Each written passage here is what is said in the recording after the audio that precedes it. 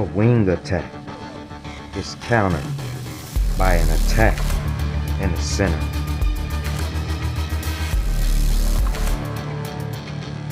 Your minority pieces, such as your pawns, fight on the forefront.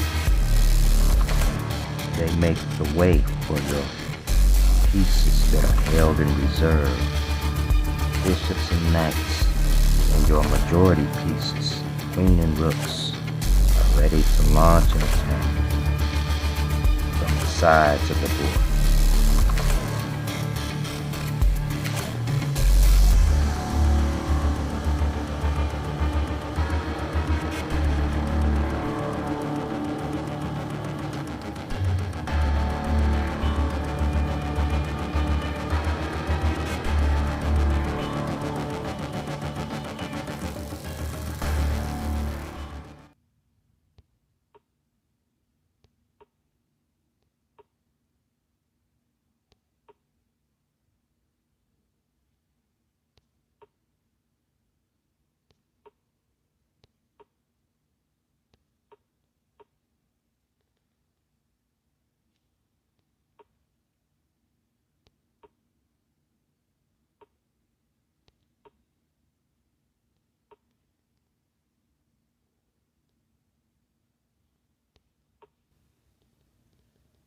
Okay, my fellow chess assassins, this is the universal overall formula for dismantling the Semi-Slav Defense. And this formula begins with a two-step process. Always keep in mind, the first step is to focus on Black's E6, D5, C6 triangle. The second step is to focus on Black's typical A6, B5, C6, D5 pawn phalanx. Your primary task is to try and force Black to make a concession in those two areas. Now, White will demonstrate this process in the order as follows. After having said that, I will also give you an additional key point to put in your notes. Usually, the bishop on c8 is generally placed somewhere along the a8 to h1 diagonal, unless it is deployed elsewhere. However, as a counter strategy, your answer for that is to place your queen on c2 and occupy the b1 to h7 diagonal in order to exploit the absence of Black's bishop along that light square diagonal. A rule of thumb. Keep those key points in mind. Let's continue.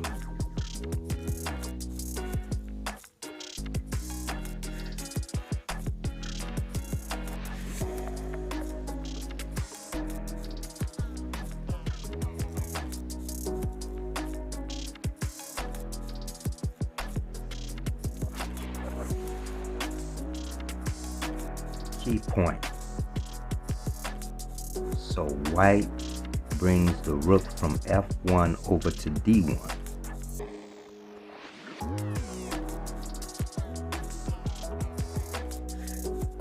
The other rook occupies the c file. Now, in this game's continuation, Black's dilemma comes from White's knight being on f3, which protects the h2 pawn. Now, if somehow Black took on c4 and maybe c6 to c5 was played, that would open up the bishop on b7. Now, let's say if Black decided to give up his bishop on b7, bishop takes f3, and White recaptures.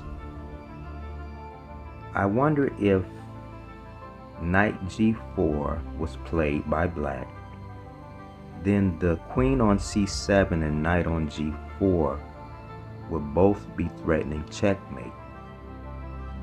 Queen takes h2 check. The knight is not present. King f1. And then queen h1 checkmate.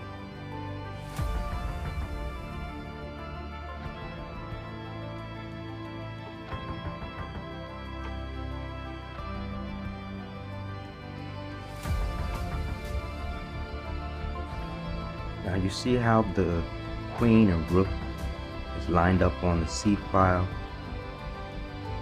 and black's queen is on c7. Now, if white wants to be tactical, then he needs to vacate the c file with the queen. The queen needs to go to f5 in order to vacate the c file, so white can do some tactics along that file, since the queen on c7 sits on that file.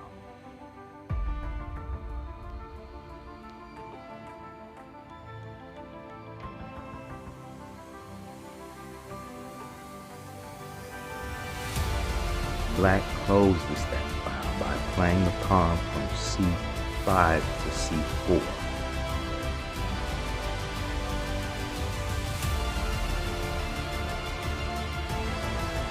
White tries to open it back up.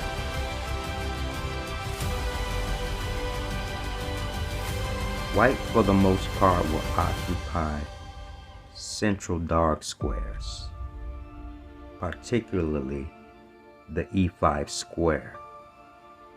But what about d6 and c7? Answer: knight b5. So not only is white controlling the e5 square, pawn on d4, queen on f5, knight on f3, but the knight on b5 hits c7 and d6.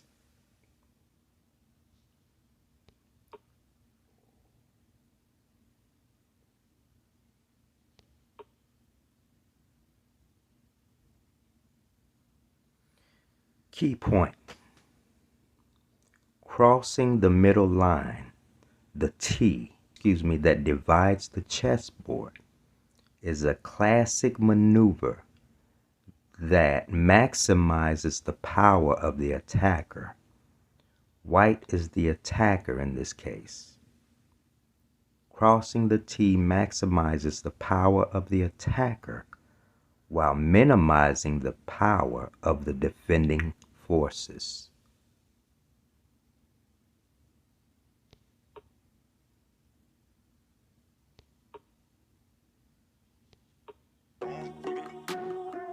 Now, as I said before, now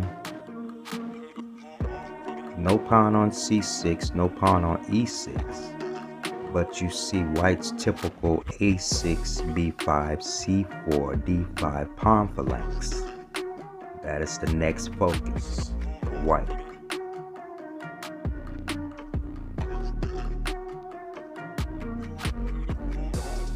Now the pawn on d5 is hanging.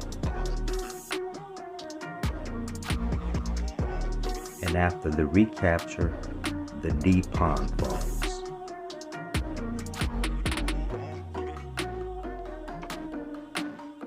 Key point: attackers versus defenders.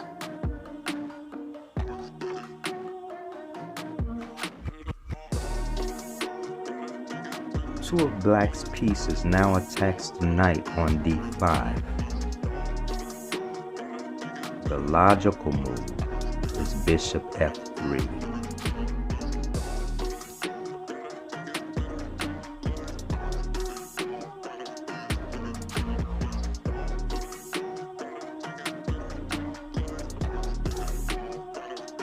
Attackers versus defenders. Now three of black's pieces attacks knight d5.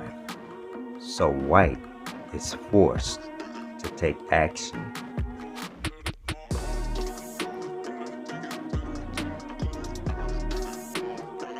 In such openings as the Semi-Slav, black for the most part plays a light square strategy.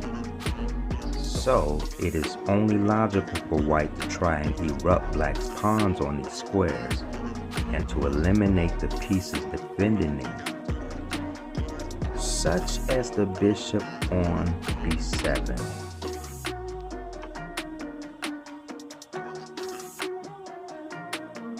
Key point: rooks belong on open files.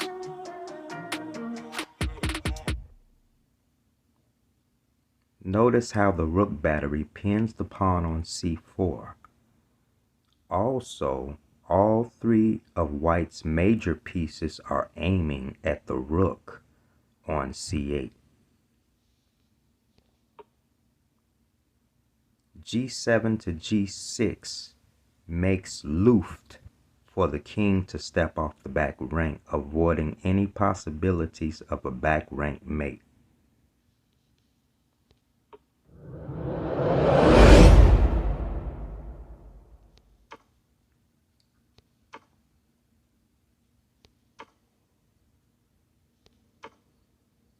This leads to an endgame that is favorable for white.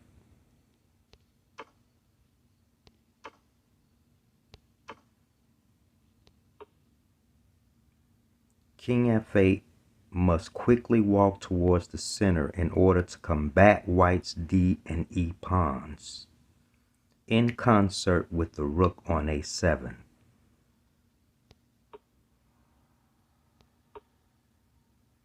King g1 will take this route with the idea of pushing e4 with a grip in the center.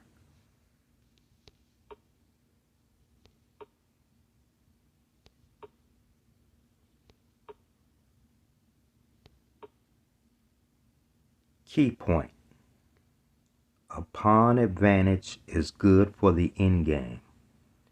For the moment, black's king can't cross over to the c-file, and rook c2 denies the opposing rook access to the second rank. King d5 is answered by rook c5 check, and the king on d6 is forced to step back.